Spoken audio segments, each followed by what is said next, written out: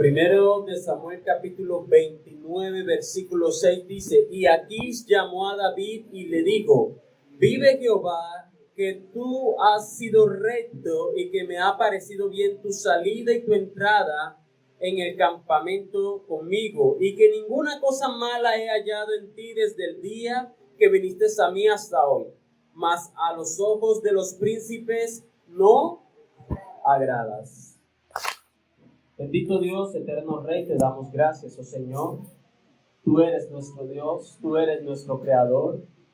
Eres aquel que nos formó en el vientre de nuestra madre y nos ha traído con vida hasta este día. Aquí están nuestros corazones, oh Dios, dispuestos ante ti para que obres en nosotros, en nuestras vidas, Señor. Que tu palabra, oh Dios, haga rema en nuestro corazón. Que tu palabra, Señor, oh Dios, nos redarguya, nos corrija, oh bendito Rey. Que tu palabra, Señor, traiga vida a nuestros corazones, limpie nuestras vidas, Señor. Delante de ti estamos, Señor, como tu iglesia, como tu pueblo. Por favor, oh Dios, sé propicio a nuestra necesidad en esta hora. Obra en esta hora, en cada vida y en cada corazón, Señor.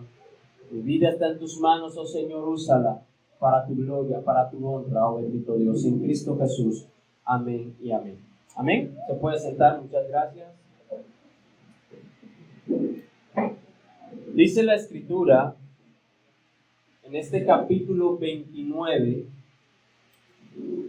del primero de Samuel, vemos cómo comienza a avanzar la relación que tenía David con los filisteos.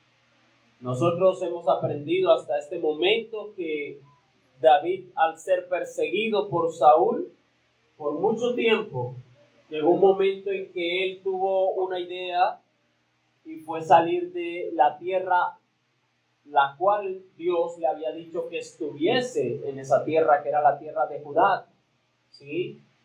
Pero en algún momento David pensó que era mejor salir de ese lugar y así su vida descansaría de la persecución de su enemigo.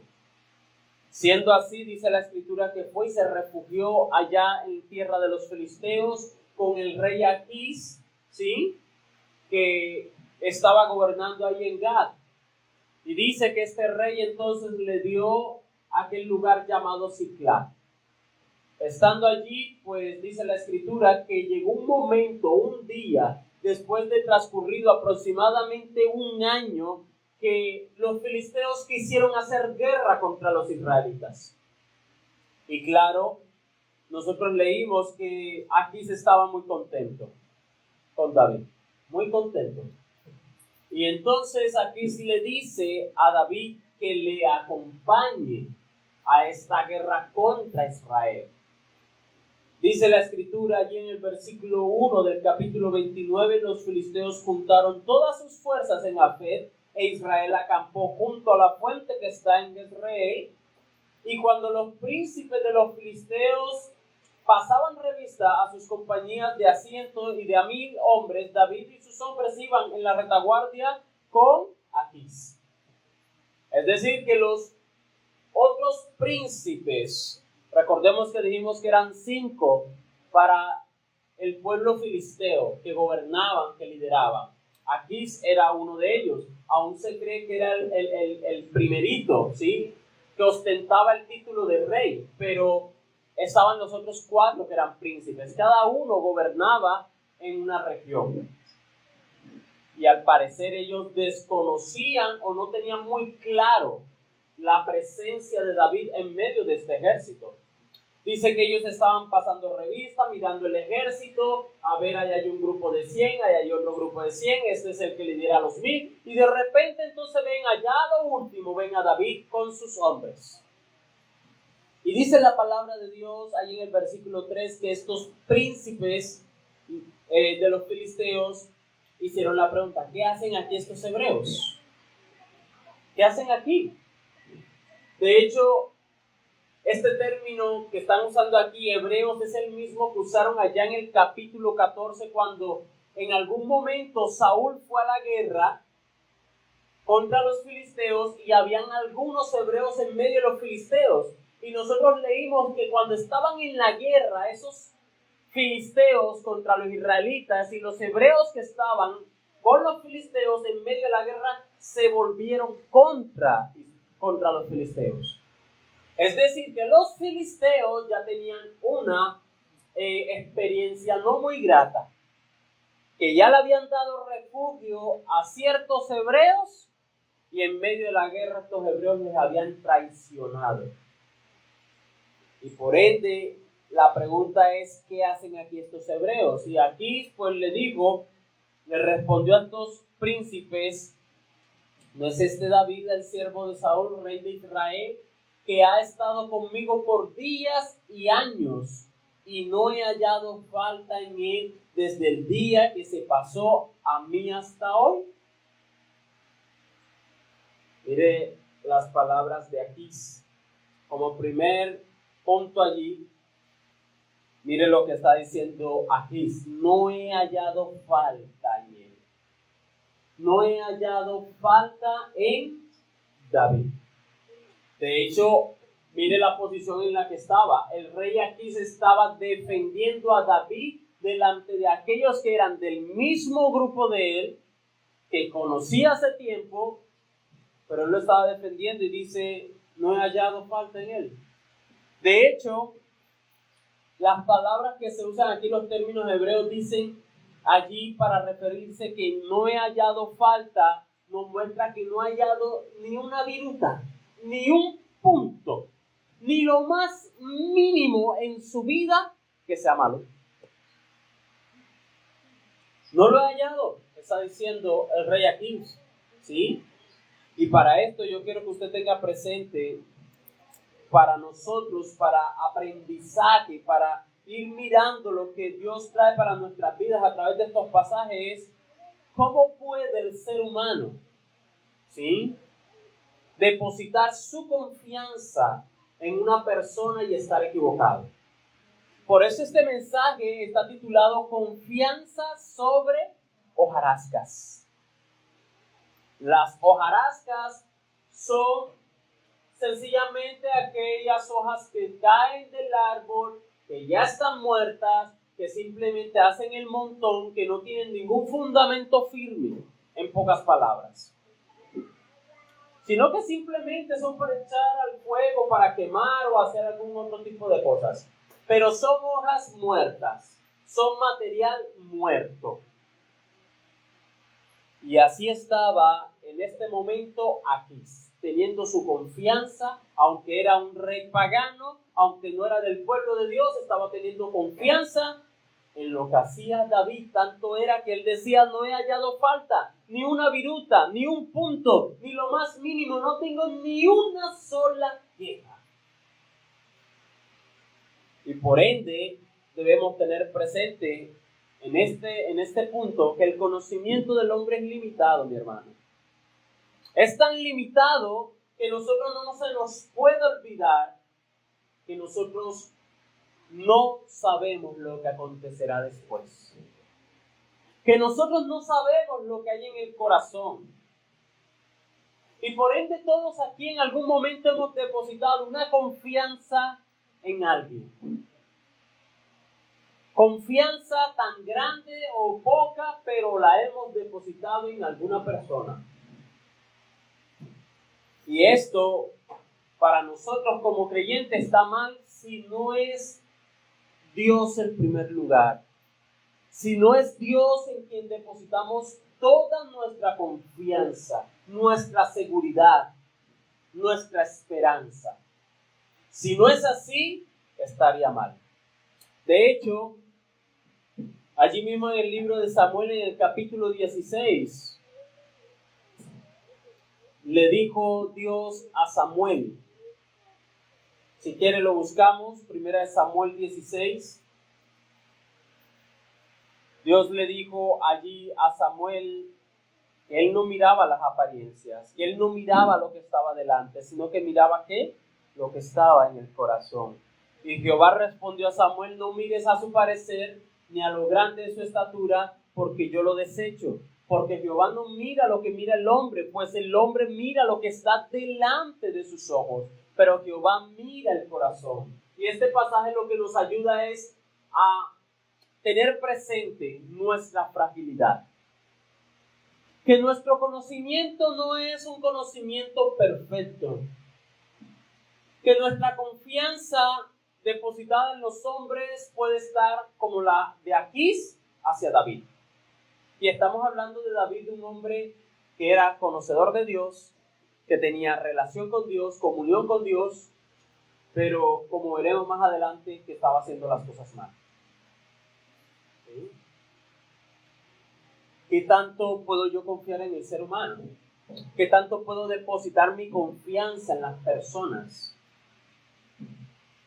¿Significa entonces que yo no puedo confiar en caso tal en algo que tenga que ver con mi cónyuge? ¿Que yo no puedo tener una confianza en mis hijos? ¿Que yo no puedo tener una confianza en mis padres o en mis hermanos? No. Lo que estamos hablando es cuando nosotros, vuelvo y digo, como primer lugar depositamos nuestra confianza en esa persona o en alguien en vez de Dios. Cuando creemos que estaremos bien por esa persona, cuando creemos que todo saldrá bien porque esa persona está conmigo o porque está haciendo algo. Cuando creemos que esa persona es la que puede o ha hecho cambiar mi vida. Allí está mal. Porque en sí es Dios quien da el poder para hacer todo y es Dios, como decía ahí la canción que cantábamos ahorita, Dios gobierna sobre todo. Y todo se lo debemos a Él. Todo lo pagó Él. Por ende, nuestra confianza debe estar primero en Dios. Ejemplo, mi cónyuge, mi esposa, yo confío en Dios. Y porque confío en Dios, sé que obra en ella. Y puedo estar en paz. Y porque yo creo en Dios, que Dios tiene el poder y tiene el control y gobierna sobre todo, puedo estar en paz de que Dios le cuidará, de que Dios le proveerá, de que Dios será escudo alrededor de ella y que Dios le guiará por sus sendas de justicia. Ese es el primer paso. Me preguntan, ¿yo confío en mi esposa? Sí.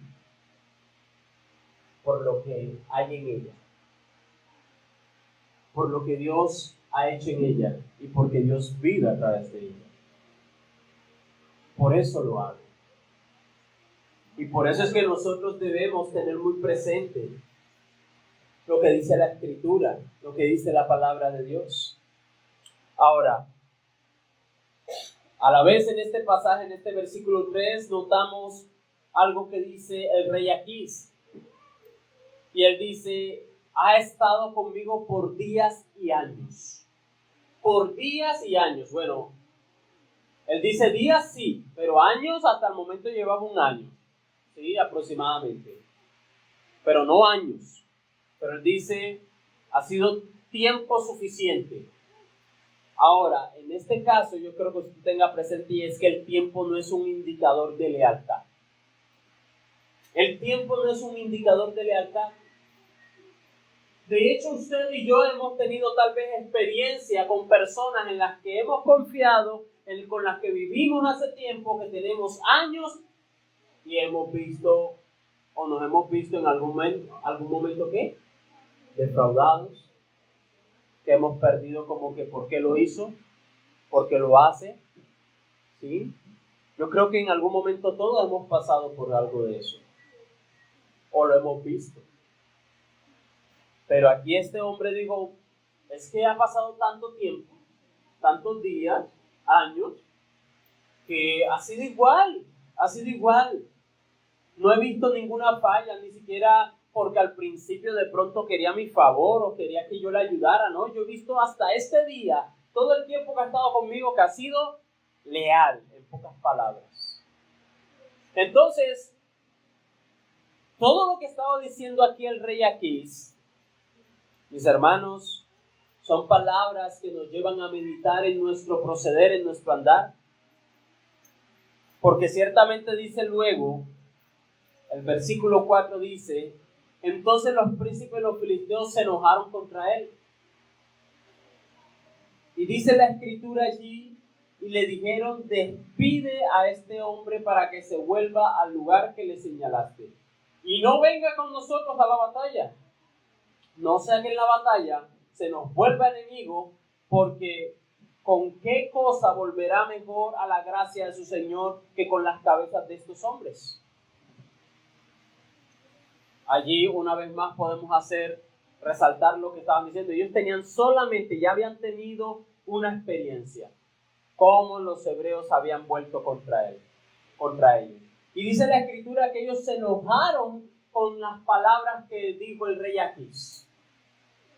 ¿Alguna vez usted ha sentido algo de esto? Porque que prefieran a otra persona que a usted, que le den más credibilidad a una persona de afuera que a usted, que es de la casa, que es de la familia, que crean más las cosas que dicen en la calle que lo que dice usted. Yo creería que estos príncipes se sentían como algo así. Ellos eran filisteos. ¿Cómo es que tú defiendes a este hebreo? ¿Acaso tú no recuerdas cómo mató a Goliat, que le cortó la cabeza? ¿No recuerdas la guerra que ha hecho contra nosotros como filisteos? ¿No recuerdas aquel tiempo en que los hebreos se volvieron contra nosotros? Y por eso dice la escritura que ellos se enojan contra Aquís y le hacen la petición, no venga con nosotros a la batalla. No venga con nosotros a la batalla. Mire, en otras palabras, ellos no podían estar en la batalla con David porque desconfiaban de David. Desconfiaban, no tenían confianza en David. La confianza que tenía Aquís en David no la hallaban en el corazón de estos 4 príncipes. Por ende, una persona que va a ir a la batalla, que va a ir a la guerra, que va a luchar contra algo, tiene que rodearse de personas en las que confía. Pero sobre todo, en el caso de nosotros como creyentes, debemos ir a la batalla, a la guerra, a la lucha, siempre de la mano con nuestro Dios. Por eso decía allí, si vamos por el fuego, no pasará nada. No temeremos. Por las aguas, no temeremos, porque Él va con nosotros. Nosotros podemos confiar plenamente en Dios. Aunque no estés viendo los resultados que tú quieres ver. Podemos confiar plenamente en Dios y en este pasaje lo vamos a encontrar. Una vez más, cómo es de sensato, sabio, prudente el confiar en Dios. Estos hombres, con toda la razón, por decirlo así, humanamente, ellos no querían ir con David. Por ende, también podemos decir, como lo dice la palabra de Dios allá en el capítulo 3, versículo 3 de Amós, no pueden andar dos juntos si no están de acuerdo. En otras palabras, ellos dijeron, mira, si tú vas a preferir a David, nosotros nos alejamos. Ves tú con David, pero si él va, nosotros no, en pocas palabras. Despídelo, no lo queremos ver en la batalla. Y en este punto, entonces, podemos mirar, dice la escritura, versículo 5, no es este David de quien cantaba en las danzas diciendo, Saúl hirió a sus 1000 y David a sus 10,000. Este cántico estaba, mejor dicho, era popular, era famoso. Los filisteos lo conocían. ¿Por qué surgió este cántico? Como les decía ahorita, porque David había luchado, ¿qué? Cortado la cabeza de David, de Goliat, ¿sí? Y la gente cantaba, David mató ¿a qué? A 10,000. Y esto es lo que ellos le están recordando a Aquís, lo que había sucedido. Ahora, viene el versículo 6, en donde nos vamos a detener un poco más, a mirar ciertos puntos. Aquís accede a lo que le dicen aquellos príncipes y habla a David. Pero notemos las palabras de Aquís hacia David. Dice la Escritura: vive Jehová que tú has sido recto y que me ha parecido bien tu salida y tu entrada en el campamento conmigo, y que ninguna cosa mala he hallado en ti desde el día que viniste a mí hasta hoy, mas a los ojos de los príncipes no agradas.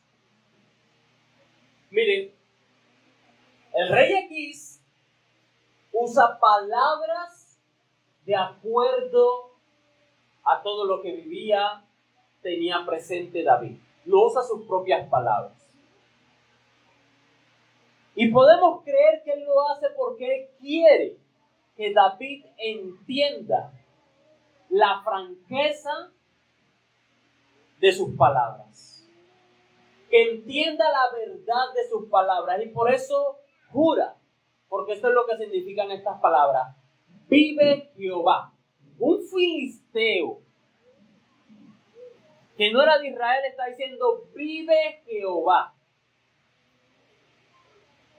En otras palabras, juro por Dios, por tu Dios. Es tan serio lo que yo te digo, mis palabras son tan ciertas, verdades son, que juro por tu Dios. Dice que tú has sido recto.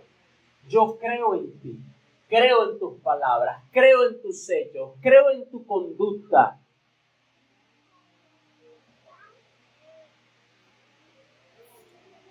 Por eso él termina jurando, y en otras palabras está diciendo también: no dudo en tu proceder. No hay ni una sola duda. Yo le pregunto, hay personas en las cuales uno dice: no, yo no meto las manos al fuego por esa persona. No, señor, me quemo. Pero hay unas que otras personas que usted dice: yo conozco a esa persona. Yo sé lo que puede hacer, sé lo que no puede hacer. Yo no creo esas palabras. Y puede que sea cierto, y que usted esté en lo correcto, y que esa persona no haya hecho eso. Pero también hay una posibilidad de que nos suceda como le estaba sucediendo aquí. Porque si usted recuerda muy bien, Aquís estaba recibiendo engaño por parte de David. David estaba engañando al rey Aquís. Era un engaño tan creíble que mire lo que estaba haciendo Aquís. Estaba defendiéndolo ante los otros filisteos, estaba jurando por Dios, estaba teniendo ante David una conversación que yo creo que era muy franca, muy respetuosa, y por eso dice: vive Jehová. De hecho, aquí, en este momento, Aquís estaba pecando involuntariamente, ignorantemente. ¿Por qué? Porque tenía su confianza sobre un hombre, sobre hojarascas. Estaba pecando. ¿Y quién era el causante de esto? David. Entonces, nosotros debemos tener mucho cuidado. Debemos tener cuidado de lo que decimos y hacemos. Que no podemos simplemente decir: no, es que yo confío plenamente en esa persona. No, confía plenamente en Dios. Porque eso es lo que estamos llamados. Confía plenamente en Dios. Dice: tú has sido recto. Tú has sido recto. Tú has sido justo. Tú has sido un hombre íntegro, le está diciendo aquí. Yo no sé cómo se sentía David en ese momento. ¿Alguna vez lo han felicitado por algo que usted no ha hecho? Y usted saca pecho y dice: bien, eso es ser desleal. Si usted no lo hizo, yo no lo hice, lo hizo esta persona. Por muy chévere, por muy a gusto que usted se sienta con esas felicitaciones que usted deseaba, pero usted debe decir: no, yo no lo hice, o bueno, es compartido. Él hizo su parte, no fue mía la idea fue de esta persona, trabajamos juntos. Y eso sucede muchas veces en el trabajo, aún en las clases, en los estudios. Paga, hace un trabajo de estudio otra persona que tuvo el conocimiento y viene y lo presenta como si él lo fuese hecho. Sacó un 10, no, tú no sacaste un 10. La persona que lo hizo sacó un 10. Sé leal, di la verdad. De hecho, no la dices porque sabes que entonces te dirán, no, entonces esto no es válido. El trabajo lo tienes que hacer tú. Por eso los padres no deben estar alcahueteando, eso es alcahuetear. ¿Ves? Paga a fulanito que te haga el trabajo y tú vienes y lo presentas. Claro está, si el profesor es consciente y dice, no, mándenlo a hacer, bueno, muy bien. Ya eso está claro. Pero usted ir y ayudar a su hijo a ser una persona falsa delante del profesor, está mal. Está mal. Deje de pagar por hacer trabajo, esfuércese y hágalo. Aquí estaba un hombre, David, recibiendo unas palabras que no merecía que se las dijeran en ese momento por su conducta. Y había otro pecando por ignorancia porque creía en las palabras y en la conducta de David. ¿Cuántas veces nosotros pecamos? Porque depositamos la confianza en otra persona. No, yo no creo que él haya dicho eso de mí. Yo no creo que haya dicho eso de mí. La verdad, no lo creo. Y hasta se vuelve una enemistad. Y comienzan a pelear.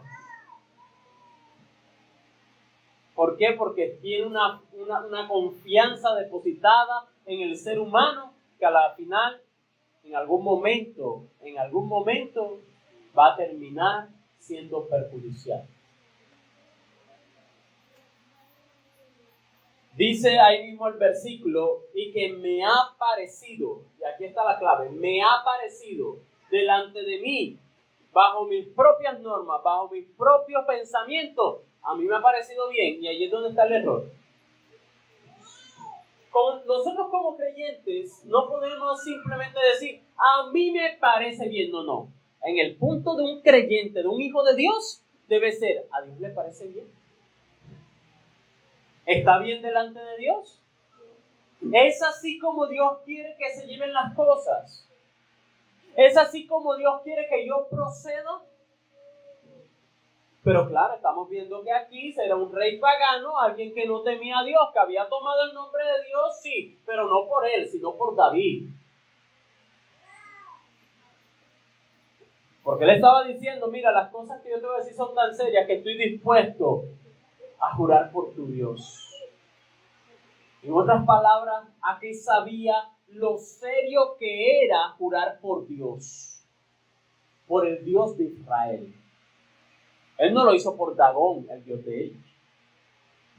Porque David iba a decir, no, si eso es un Dios falso. ¿Sí? Pero al hacerlo por tu Dios, él sabía la seriedad de sus palabras. Pero lamentablemente la confianza de aquí estaba sobre la conducta de un hombre que no era verdadera, que no era genuina, que no era leal. Y dice la palabra de Dios, a mí me ha parecido bien tu salida y tu entrada en el campamento conmigo. Ahora, dice el libro de Proverbios, en el capítulo 14, versículo 12, dice la Escritura, hay camino que al hombre le parece derecho, pero su fin es camino ¿de qué? De muerte.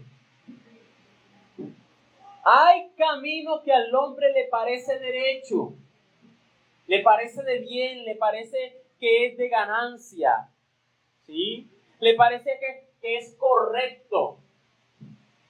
Pero a la final dice la Escritura, son de muerte. Son de muerte. Y yo creo que aquí se estaba totalmente viviendo esto. A él le parecía que era correcto todo.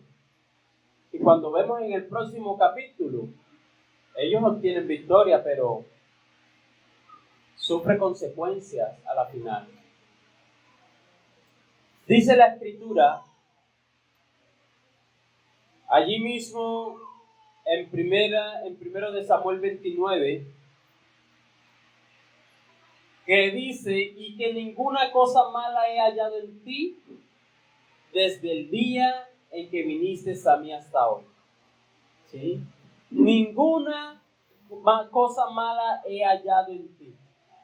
Cuando nosotros miramos allí en primero de Samuel capítulo 16, versículo 7, donde decía, Dios le decía a Samuel, mira, no mires su parecer, no mires lo que está afuera, ustedes ven lo que está afuera, pero yo miro el corazón.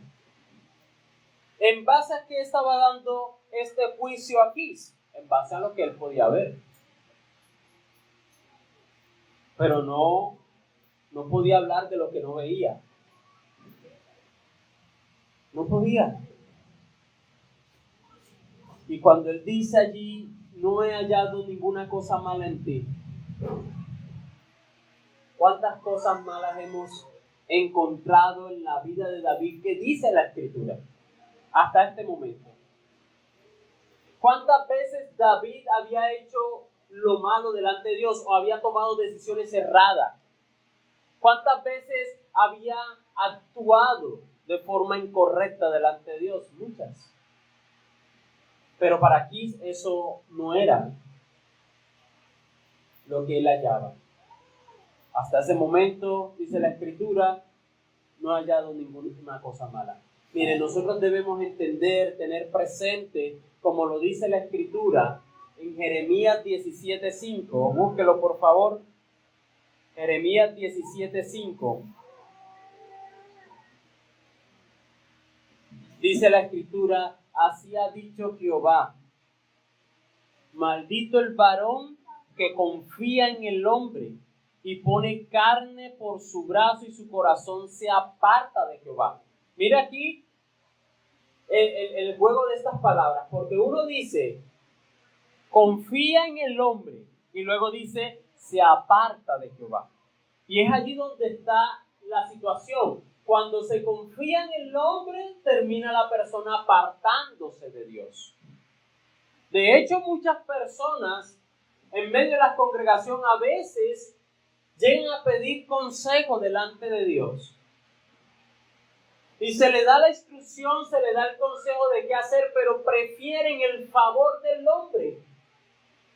Ganar el apoyo del hombre y rechazar a Dios. Apartarse de Dios. En vez de confiar en Dios, aunque se pierda la ayuda o el favor del hombre. Entonces Dios dice, hay maldición en eso. Toda persona que deposita su confianza en el ser humano termina siendo una persona maldecida, porque termina apartándose de Dios y nuestra fuente de bendición es Dios. Es Dios. Dice la palabra de Dios, mas a los ojos de los príncipes no agradas. No agradas ante los ojos de los hombres. No agradas ante ellos. Ante mí sí. Estaba diciendo aquí, ante mí sí. Es agradable. ¿Cuántas cosas son agradables a nuestros ojos? Y meditando en lo que dice Proverbios, una vez más, hay cosas que a nosotros nos parecen bien, nos parecen rectas, pero su fin son de muerte. Él estaba agradado de David. Por eso, miren, siempre nuestra decisión debe ser Dios. En primer lugar, siempre debe ser Dios. Por encima de cualquier cosa, Dios debe ser nuestra decisión. Hay personas que saben engañar muy bien.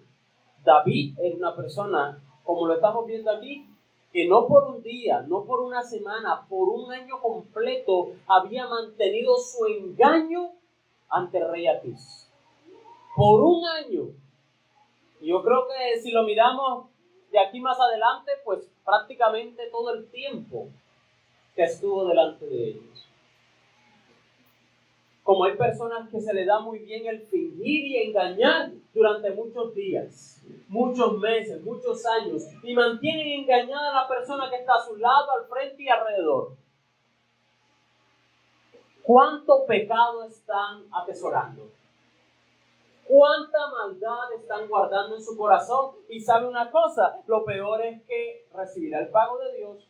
¿Está engañando al hombre? Sí, está engañando al hombre, pero a Dios no. Y está jugando con el pecado. Está jugando con la maldad. Ahora, para los que no lo recuerdan, nosotros podemos mirar lo que dice el capítulo 27. ¿Sí? Cuando David está entre los filisteos, cuando David va ante el rey Aquís, dice el versículo 10, y decía Aquís a David: ¿dónde habéis merodeado hoy? Y David decía: en el Neguev de Judá y el Neguev de Jerameel, o en el Neguev de los Ceneos. Ni hombre ni mujer dejaba David con vida para que viniese a Gad, diciendo: no sea que den aviso de nosotros y digan: esto hizo David, y esta fue su costumbre todo el tiempo que moró en la tierra de los filisteos. ¿Por qué? Porque estaba haciendo todo lo contrario a lo que el rey Aquís pensaba. El rey Aquís pensaba que él estaba teniendo guerra contra los israelitas, contra su propio pueblo. Pero él iba a esos lugares, ¿sí? Son esas medias verdades que dicen: sí, estuvo en ese lugar. Pero el rey Aquís asumía que era que había hecho guerra contra los israelitas. Y vamos a ver que él iba a esos lugares a defender a los israelitas de los ataques de los amalecitas. Y hacía guerra contra ellos. Y entonces no llevaba esclavos, no llevaba nada, sino que mataba a todo el mundo, mujer, niño, el que fuera que estuviese por allí, lo mataba. Ni un solo testigo dejaba, en pocas palabras. Hacía asesinato a diestra y siniestra, sin un solo testigo. Eso estaba haciendo el rey David. Y el rey Aquís era ignorante de eso. David era un maestro del engaño en ese momento, de fingir. Pero Dios sabe lo que hay en el corazón. Dios conoce el corazón de cada ser humano.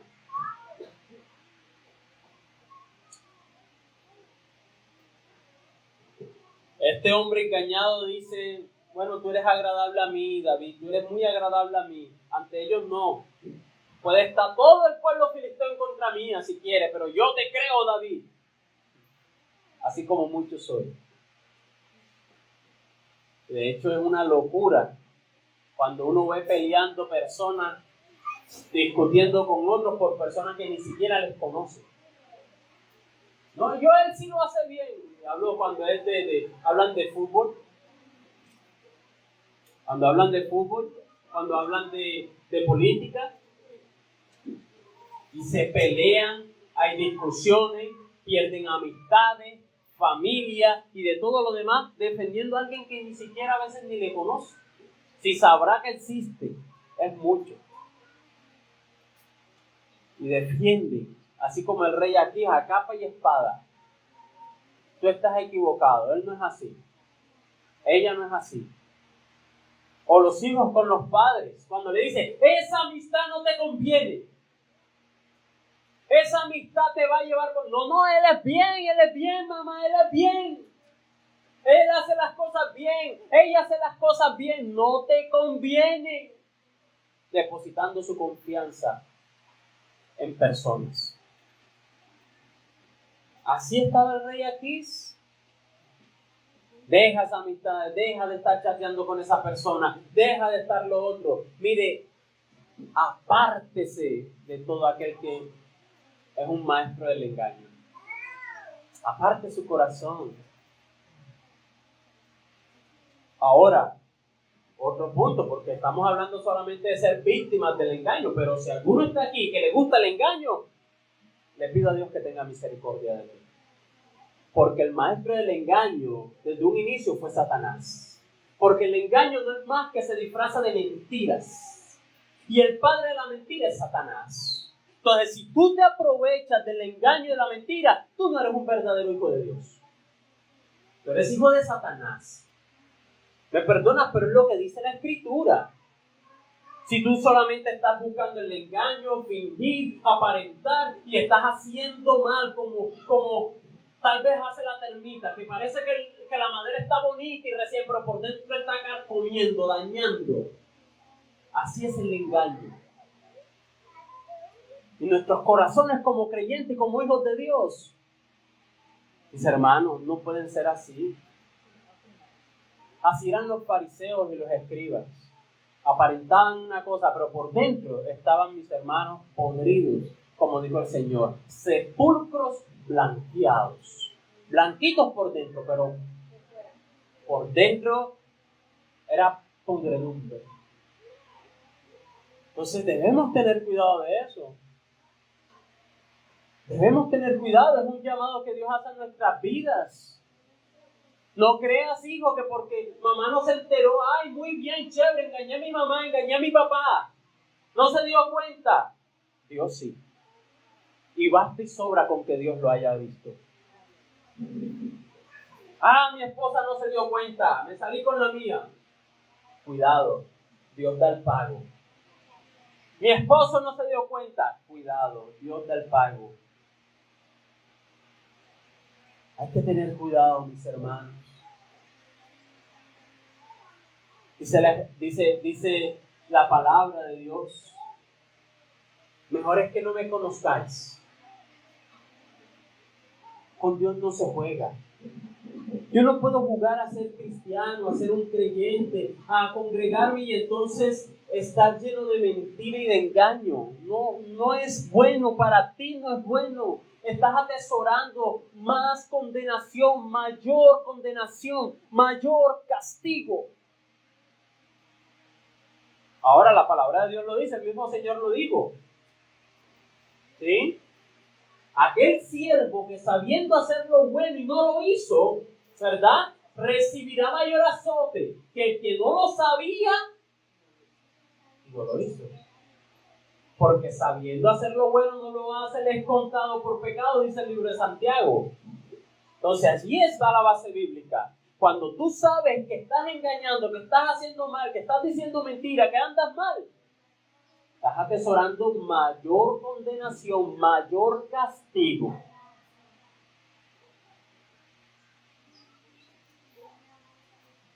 El versículo 7 dice, vuélvete pues y vete en paz para no desagradar a los príncipes de los filisteos. Y aquí sí pudo más. ¿Verdad? Digo, David, yo confío en ti, tengo plena confianza en ti, creo en lo que tú haces, pero yo no puedo dejarte a ti y abandonarlos a ellos, porque hasta por estrategia ellos son más que nosotros. Yo no puedo ir a la guerra solamente conmigo, son 4 príncipes, son mucho más, ¿verdad? Y él dijo, yo creo en ti, pero devuélvete. No puedo desagradarles a ellos. ¿Sí?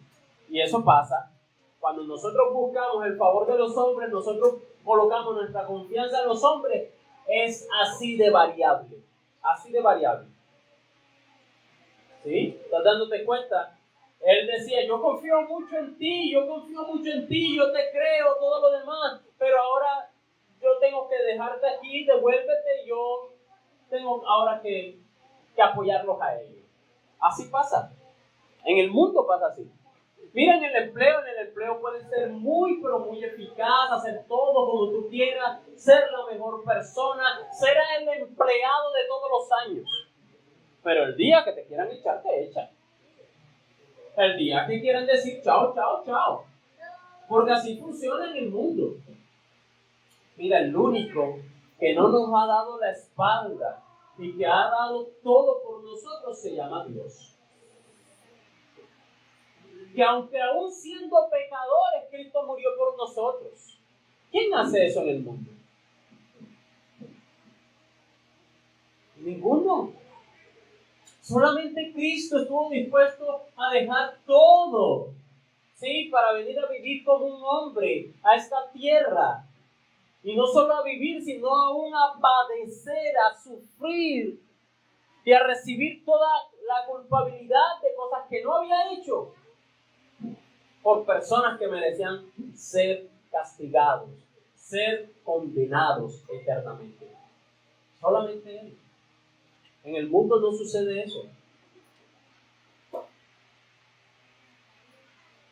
Mire, humanamente, le digo, humanamente puede tener una persona a su lado que le dice precisamente que confía mucho en usted, pero el día que usted comete un error y que a esa persona le duele en su corazón, le dice, hasta aquí llegaste conmigo. Esa es la condición del ser humano, en general.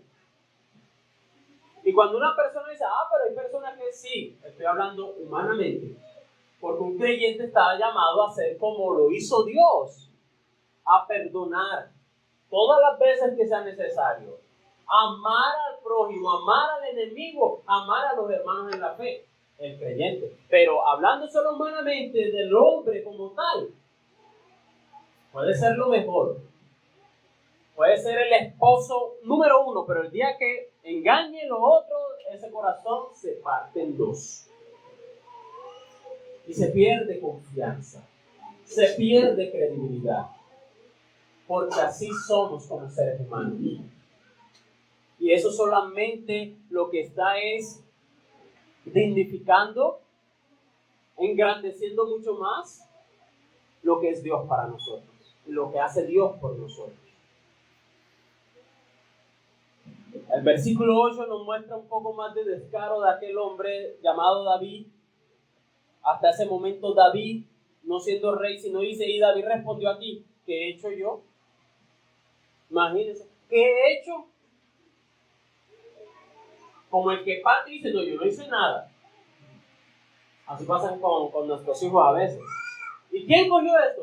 Yo no. Y de pronto era el único que estaba en ese cuarto, pero yo no.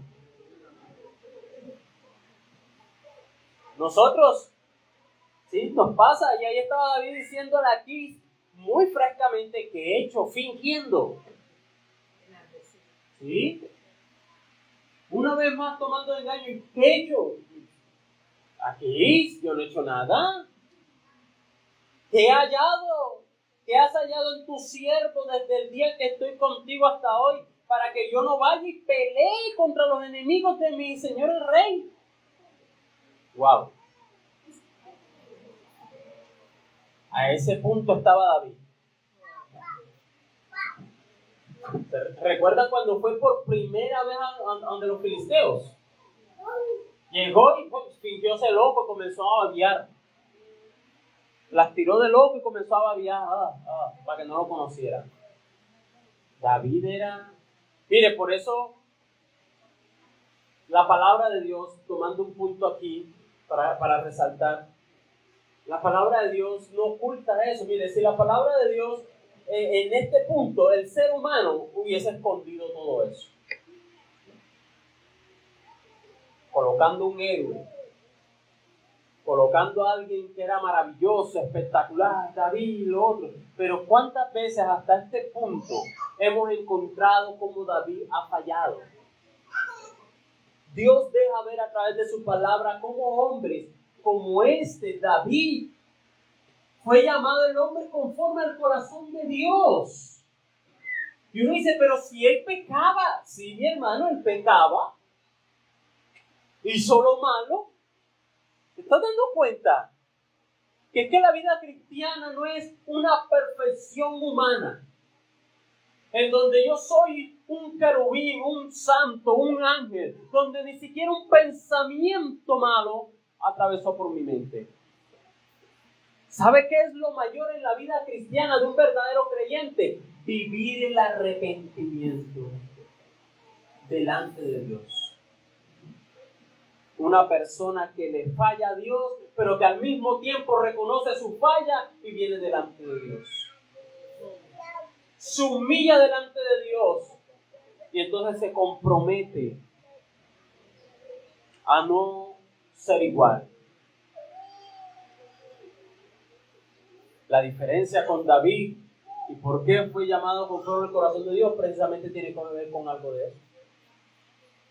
David se volvía a Dios, David pedía perdón a Dios, David entendía. Cuando usted lee los salmos, ¿sí?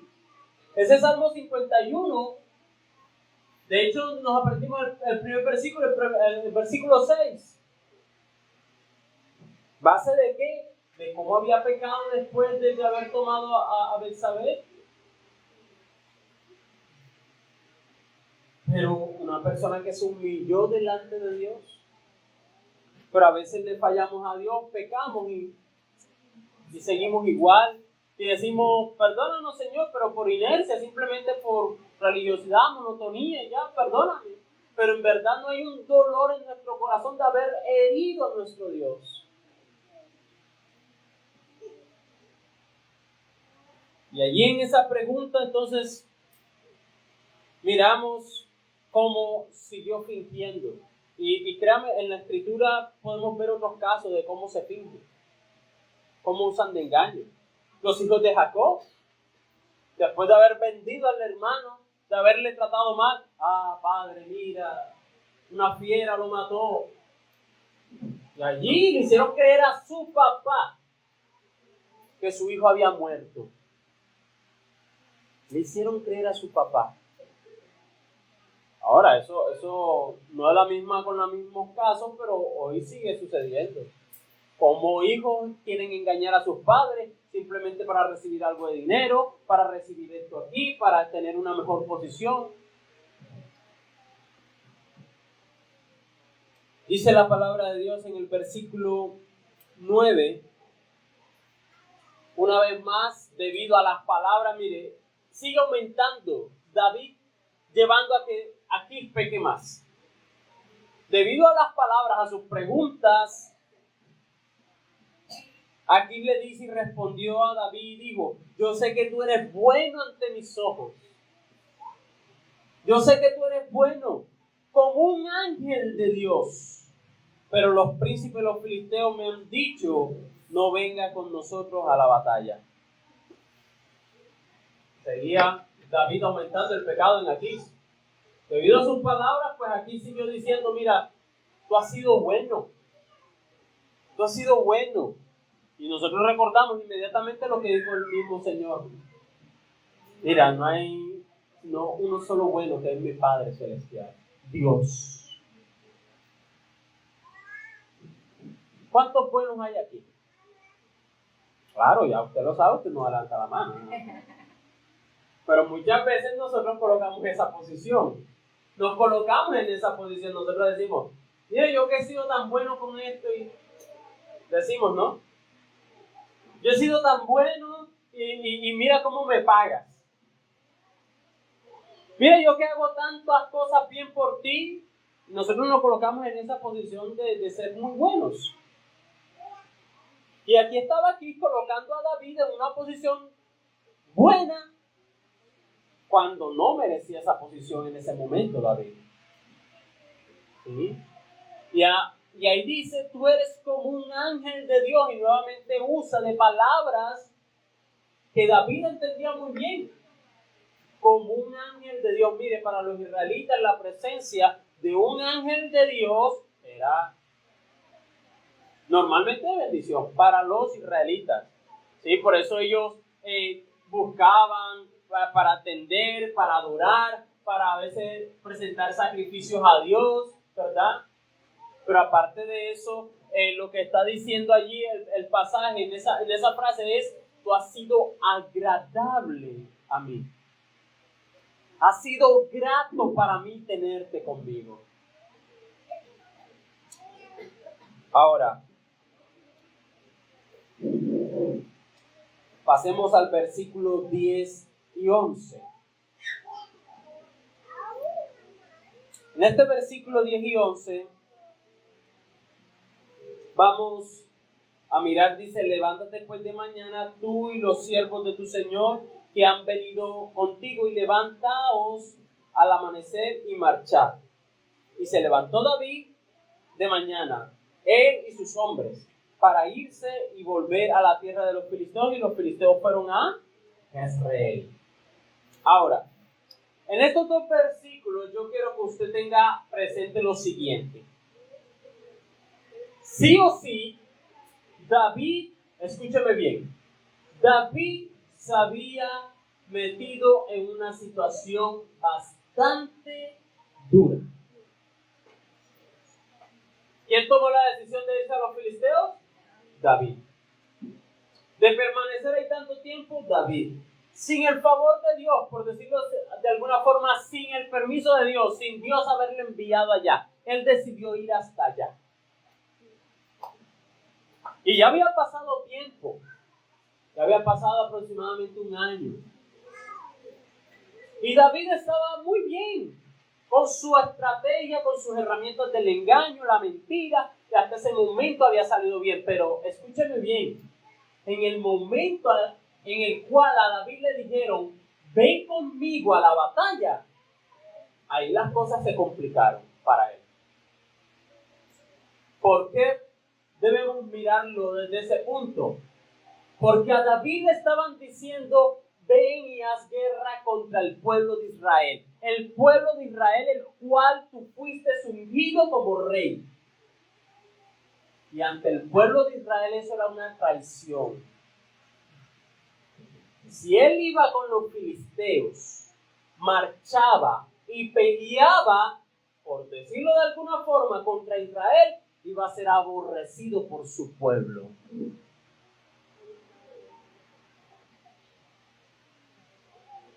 Él sabía que no debía pelear contra Israel. Y él marchó y se fue. Y de hecho hasta descaradamente dice, ¿qué he hecho yo si yo quería pelear? En pocas palabras, para que yo no vaya y pelee contra los enemigos de mi señor el rey. Claro, pero él dijo esas palabras luego de haber conocido ya las palabras de Aquís. Es que David era jugado. Después que ya Aquís le dijo, no, es que te tienes que ir. No, pero es que si yo quiero pelear. Pero bueno, si tú insistes, en otras palabras. Ahora, cuando nosotros vemos en el capítulo anterior, en el versículo 2, capítulo 28, versículo 2 dice, y David respondió aquí, muy bien, cuando él le propusieron ir a la pelea, tú sabrás lo que hará tu siervo. O sea, no le dijo enseguida, sí, yo voy contigo. Ok, bueno, ahí miramos, en otras palabras. Y aquí dijo a David, por tanto yo te constituiré guarda de mi persona durante toda mi vida. O sea, si tú vas conmigo, estaré agradecido toda la vida contigo, David. Y tú vas a estar allí. Cuando nosotros vimos y hablamos sobre Saúl, que él tenía un escudero, que Jonatán tenía un escudero, yo les comentaba que esa posición de escudero, de esa persona que guardaba y estaba ahí con el rey, ¿sí? O con el amo, era una posición privilegiada. Por ende, aquí le estaba diciendo, tú vas a tener una posición privilegiada, que resalta, vas a ser reconocido, vas a estar como mi guarda personal. Esa era una posición alta, de un rango alto. Pero aún así en ese versículo él dijo, bueno, tú sabrás qué haré, más adelante yo te digo qué hacemos. ¿Sí ves? Porque él sabía que no debía ir y pelear contra su pueblo. Por ende, ¿a qué vamos con esto? Como último punto, vemos como Dios, resaltando lo que dice la Escritura, aunque nosotros seamos infieles, Dios permanece fiel. Y aquí solamente vemos cómo la providencia de Dios, esa providencia divina, está allí obrando. O sea, él se metió en este aprieto, David se metió en esto y Dios le ayudó a salir. ¡Cuán maravilloso es nuestro Dios! Por eso les decía, mire, si nosotros debemos confiar plenamente en Dios, porque David había tomado malas decisiones. David había estado en una situación en donde estaba pecando, estaba haciendo las cosas como no eran. Y Dios es tan fiel, tan maravilloso, que Dios permite y lleva la situación a que estos príncipes filisteos terminen diciendo que David no vaya. A eso es lo que se le dice que es la providencia de Dios. La providencia de Dios es la supervisión benevolente y sabia de Dios sobre su creación. ¿Sí? Se lo repito. Es la supervisión benevolente, bondadosa y sabia de Dios sobre su creación, no sobre sus hijos, no sobre su pueblo, sobre la creación. Yo quiero leerles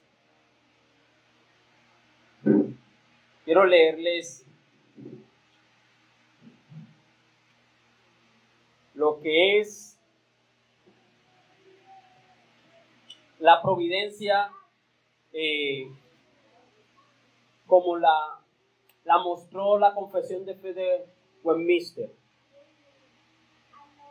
Y dice: Dios, el gran creador de todo, sostiene, dirige, dispone y gobierna a todas las criaturas, acciones y cosas, desde la más grande hasta la más pequeña, por su sabia y santa providencia, conforme a su presciencia infalible y al libre e inmutable consejo de su propia voluntad, para la alabanza de la gloria de su sabiduría, poder, justicia, bondad y misericordia.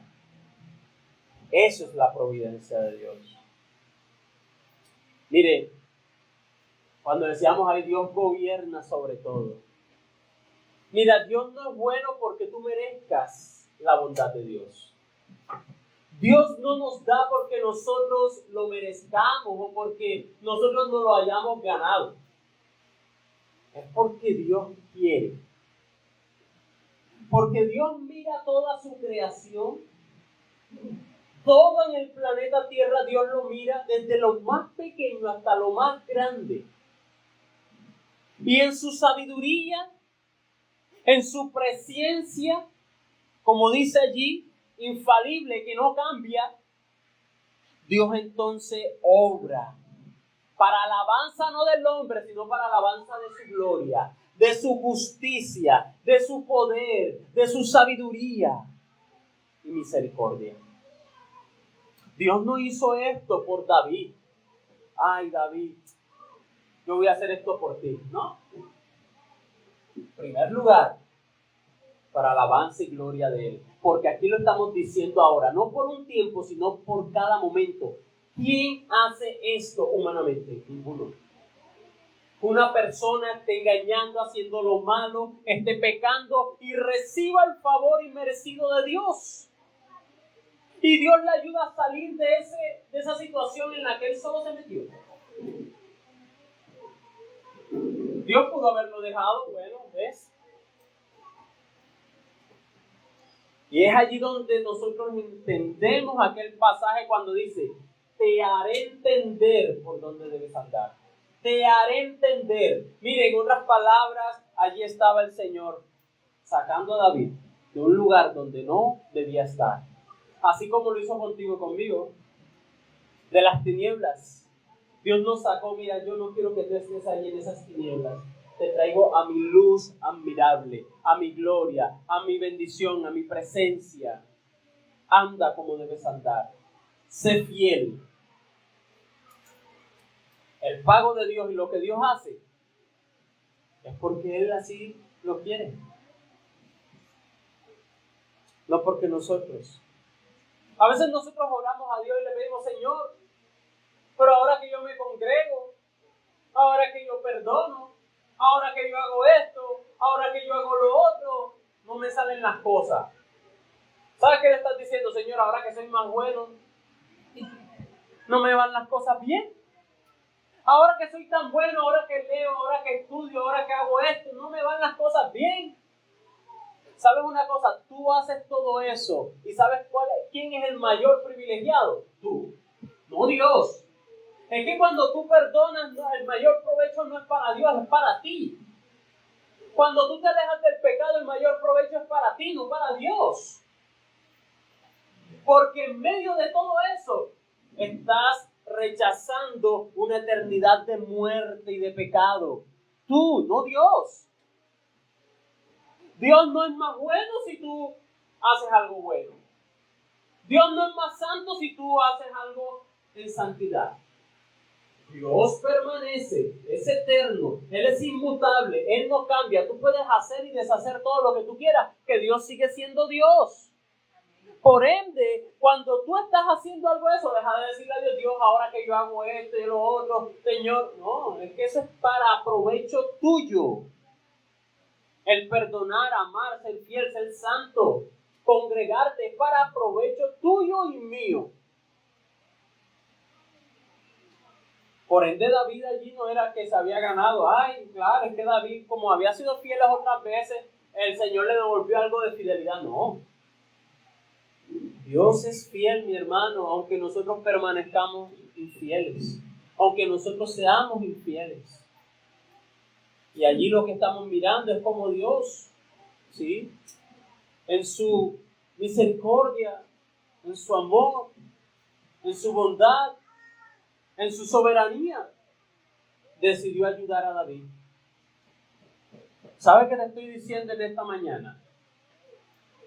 Tú que me estás escuchando. Mira, si has hallado algo de engaño en tu corazón, algo de mentira, algo de eso que hizo David, de andar erradamente, de tomar decisiones inadecuadas, de ofender a Dios, aquí, finalizando este pasaje, Dios te está diciendo, yo puedo hacerlo contigo. Ese es el mismo Dios. Es el mismo Dios. Dios es inmutable. Dios no cambia. No es un Dios diferente. Ay, el Dios de David era diferente al mío. No, es el mismo. ¿Por qué no apelas a eso? ¿Por qué no acudes a eso y le suplicas a Dios, Señor? ¿Por qué no me das un poco de eso que le diste a David? ¿Por qué no me ayudas a mí hoy? Mira en dónde me he metido, mira las decisiones que he tomado, mira cómo me he sumergido en cosas que no, me he ido al enemigo, al mundo, me he ido al pecado, ayúdame. Yo no sé cómo salir de aquí. Mira, David no sabía cómo salir de ese aprieto, no sabía. Y Dios, en su providencia, en su soberanía, en su amor, hizo algo allá en el corazón de eso. Mire, Dios en su providencia había escondido a David de los ojos de Saúl estando al frente. Pero este no era momento de esconderlo. Es decir, los príncipes podían pasar revista y no darse cuenta que ahí estaba David y sus hombres. Pero ellos le vieron. Allí está David. ¿Qué hace este hebreo acá? Con todo lo que había dicho aquí,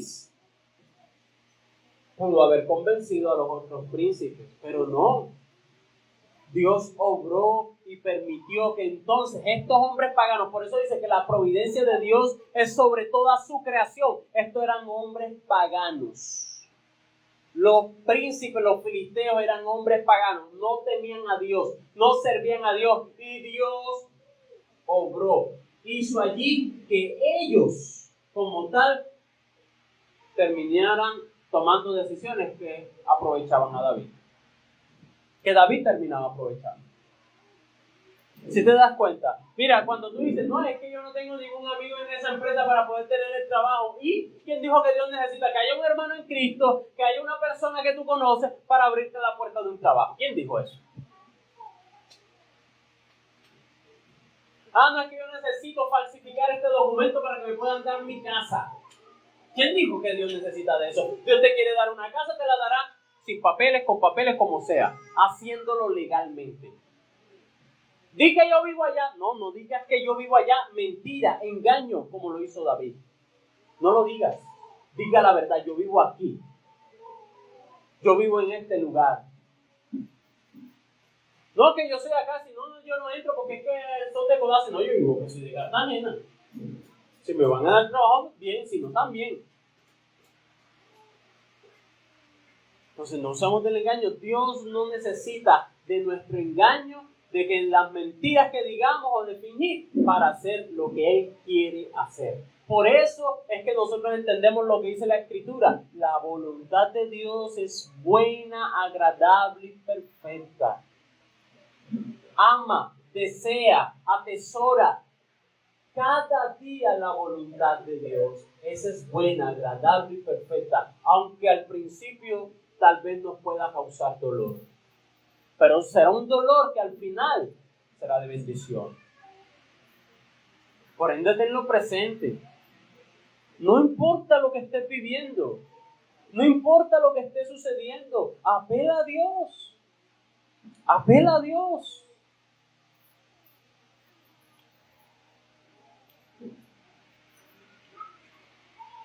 Cuando nosotros hablamos de la providencia de Dios, de que Dios gobierna todo, de que Dios hace todo, debemos tener cuidado con dos cositas. Uno es el fatalismo. El fatalismo, pues lo que hace es la visión de que todo sucede o ocurre porque tenía que ocurrir. ¿Sí? Como es la providencia de Dios, entonces, que yo pequé porque tenía que pecar.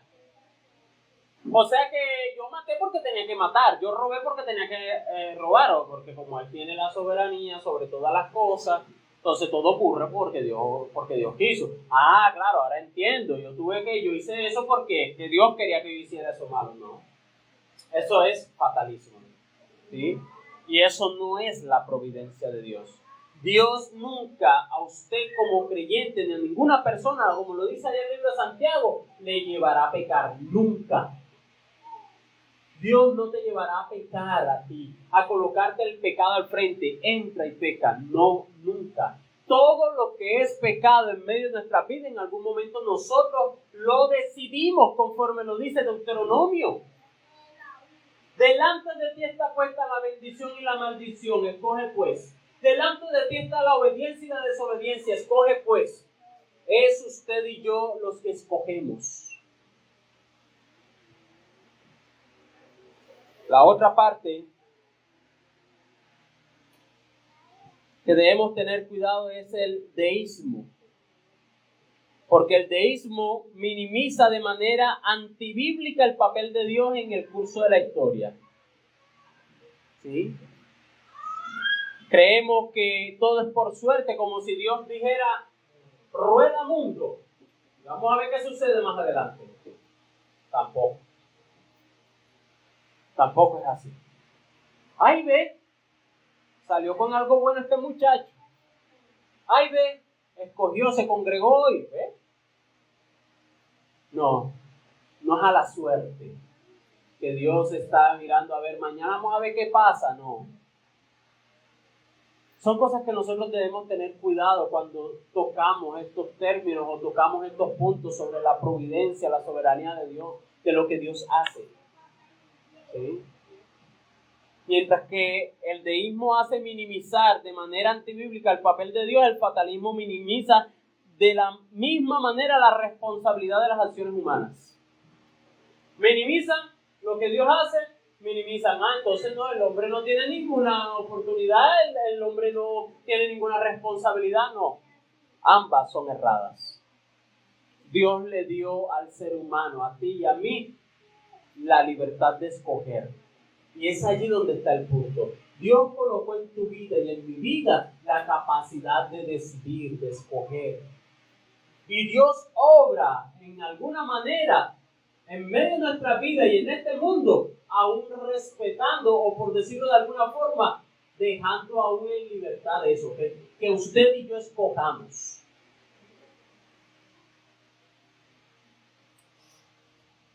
David había escogido abandonar el lugar donde Dios le había dicho que estuviese.